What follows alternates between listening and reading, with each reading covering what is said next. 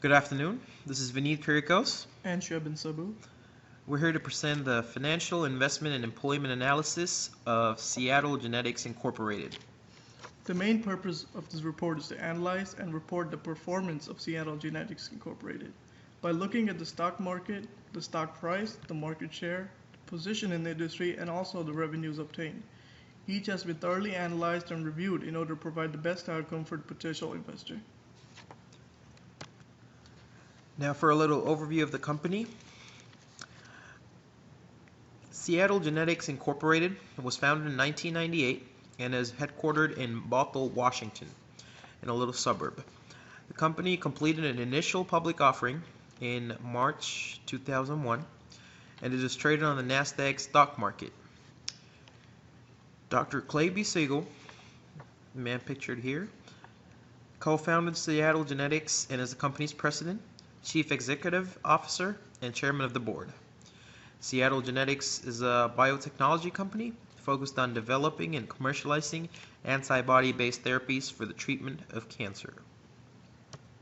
Although Seattle Genetics Incorporated is a research-based pharmaceutical company, the backbone and revenue of the company is their product Adcetris. Adcetris is an antibody drug conjugate directed to protein CD30, which is expressed in classical Hodgkin lymphoma and systemic anaplastic large cell lymphoma.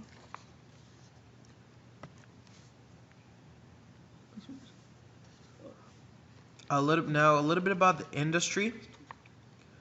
Biotechnology as well as nanotechnology are two of the most promising and clear-cut industries of the future.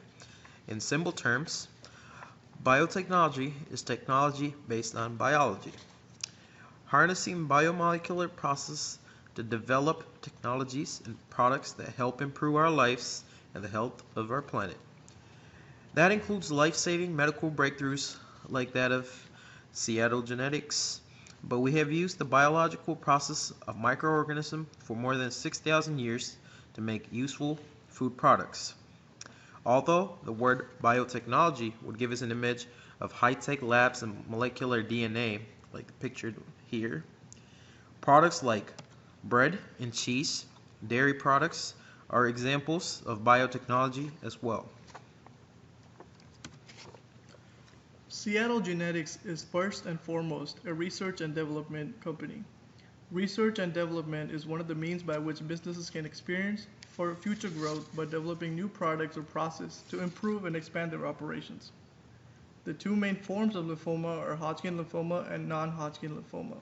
Lymphomas occur when cells of the immune system called lymphocytes.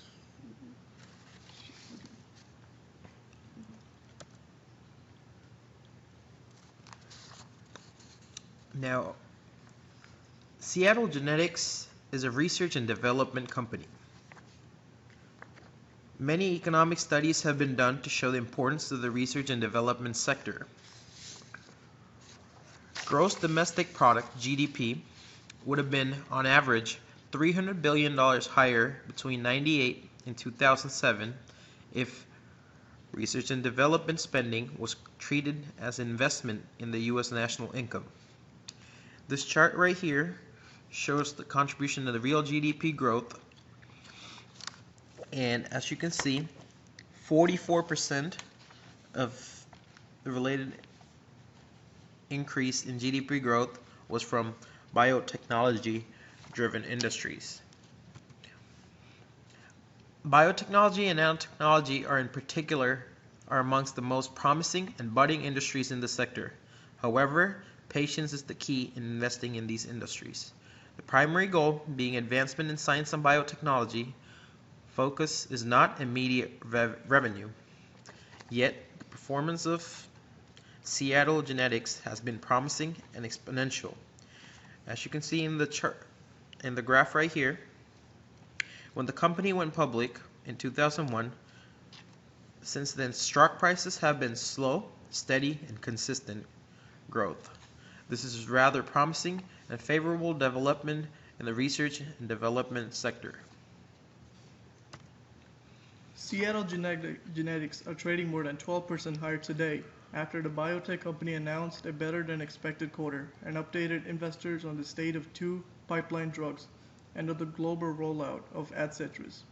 The company's full-year revenue of $269.3 million represents a 27.8% improvement on 2012's results and was boosted by $144.7 million in AdCetrus revenue.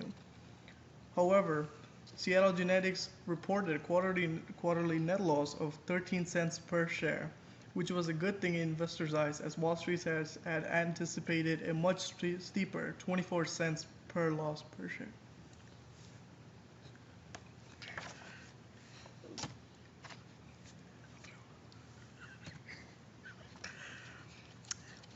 Now, this chart right here is the future of Seattle Genetics. These are some of its pipeline drugs that are in the preclinical, phase 1, phase 2, and phase 3 stages. AdCetrus is the only approved one so far.